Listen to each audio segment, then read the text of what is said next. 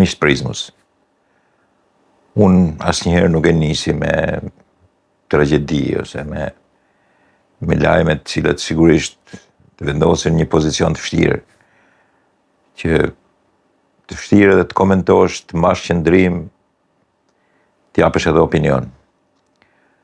Por jam i detyruar ta bëj këtë sepse tashmë kemi formuar një shoqëri të shëmtuar politikisht, të ndyrë në shprehje dhe ignorante deri ku nuk mban më në dieni. Sot në Domen, në Postrip, duhet njites sipër. Rrugës që shkon për Prekal, e keni, është një rrugë që njites edhe është tabela që thotë Domen. Është djegur shtëpia e një shtetasi aty, një fshatari aty. Dhe në atë fatkeqësi ka mbetur nëna, gruaja e tij dhe fëmijët. Fëmijët e mitër. Në dinin time 3, mund të jenë dhe 4, nuk e di.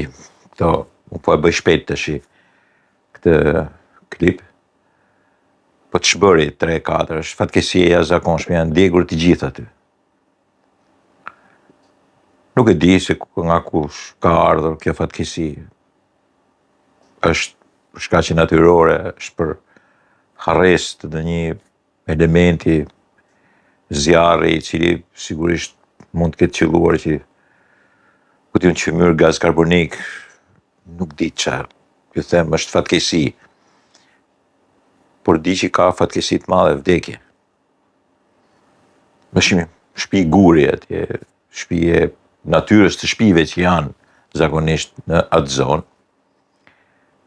Dhe kudo plasë një lloj solidariteti për keqardhjen, e kupton, për zonën e Shkodrës. Mirë po, krahas keqardhjeve dhe krahas ngushëllimeve, krahas ndjesive njerëzore, fillojnë ndërhyjnë edhe kacabujt që duan çdo gjë në mënyrë të padiskutueshme ta kthejnë politikë. Po ju shpjegoj edhe një herë, nuk e di se kush janë arsyet e zjarrit, nuk e di dhe gjendjen e familjes. Sigurisht që duket si nuk ishte një familje e pasur, familje e varfër ishte. Po të filloje të lexoje çfarë shkruhet, si kthehet në politikë, si përhatër të urrëti si ka për një qeveri ose për një kryeministër, kthehet në një edhe morti kthehet, edhe fatkeqësia kthehet në një grotesk të shëmtuar, të makabër, të një politikë bërje kacabujsh, dreqërish, njerëzish të fliqur, të zi në shpirt, të cilët komentojnë pastaj mbi vdekjen. Praktikisht është duke komentuar mbi vdekjen, është një lajm vdekje, nuk t'jep asnjë shpjegim çfarë ka ndodhur, si ka ndodhur, dihen shumë pak gjëra. Mi po këta e marrin përsipër të dinë të gjitha. Si i la qeveria pa buk, si nuk i ndihmoi, si i ka lënë aty, si i ka lënë të vdesin, si vjedhin, si dhunojnë, si pasurohen, si le që edhe sikur të jenë të vërteta nuk kanë vend në lajmërimin e vdekjes ose në lajmin që jepet për vdekjen. Dhe pastaj sigurisht angazhohen në mënyrë të jashtëzakonshme të bëjnë propagandë për këtë. E merr edhe ndonjë i madh pastaj i politikës, e përdor edhe ai për politikë.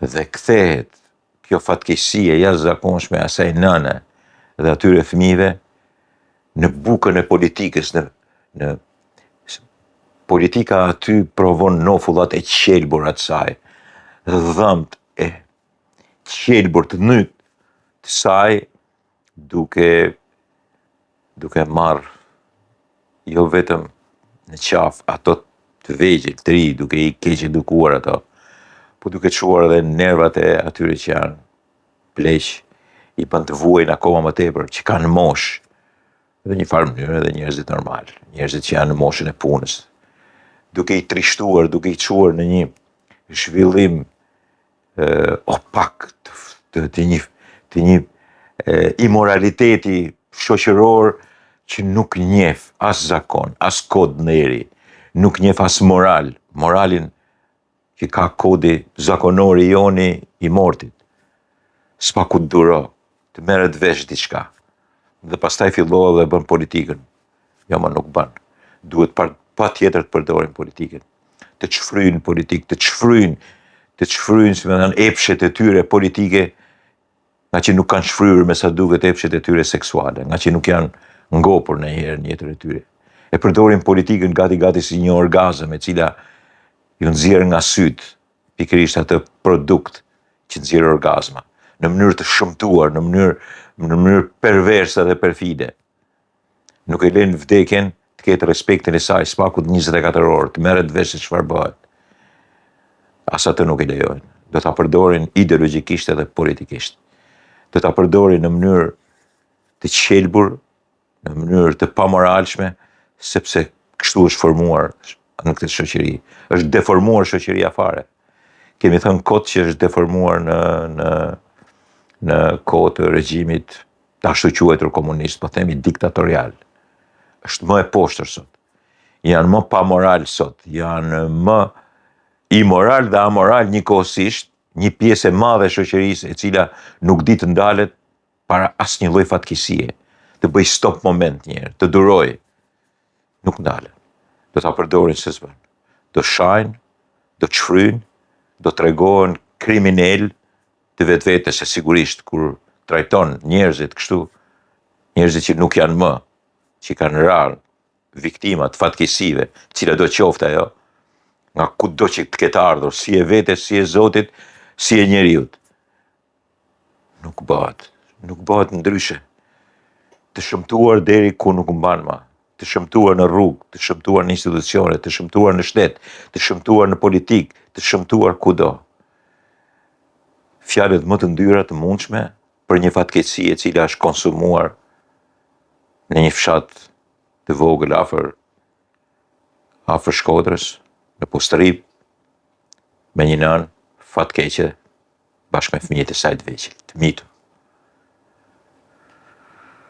Qofshin xhenetit, qofshin të parajsës. Ju shkoft shpirtin parajs. Çfarë të them? Por mallkuar qofshin këto që nxjerrin të tilla maskarellëqe nga truri i mykur i tyre dhe nga goja e qelbur e tyre.